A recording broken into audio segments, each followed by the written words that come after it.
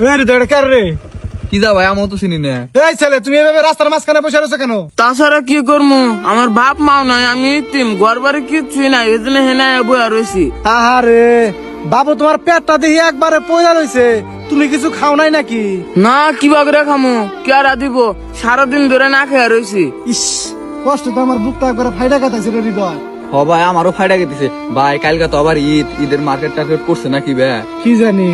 এ কেতা তুমি ঈদের মার্কেট করছাও? না, আমার কেরা মার্কেট করে দিব, আমার তো কেউ নাই, একজনের কাছে চাইছিলাম, নাতি দেখা দিয়ে দিছে। হায় রে হৃদয়, এরকম মানুষ আঙ্গ গ্রামে আছে।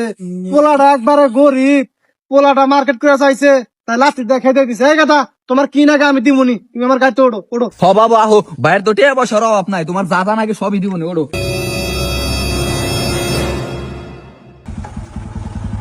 এই কথা নামো, তোমার আমি ঈদের জামা কাপড় দিতেছি, ওই গাই দেয় ঈদে দেখাবা। খারাও। A few moments later. এই গাদা, এই দেখো কত সুন্দর প্ল্যান তোমার দিলাম, কালকে পিনবে এই জামাটা গাই দাও, সুন্দর দেখা যাবো। ইয়া আল্লাহ, কত সুন্দর দেখা যায়। কালকে এই জামা গাই দিয়ে মাঠে গেলে পোলারা খালি চা থাকবো, মেয়েরাও চা থাকবো, কত সুন্দর দেখা যায়। যাও গা, ধরো পেন নিয়ে যাও গা, যাও যাও গা। তারি গো ভাই।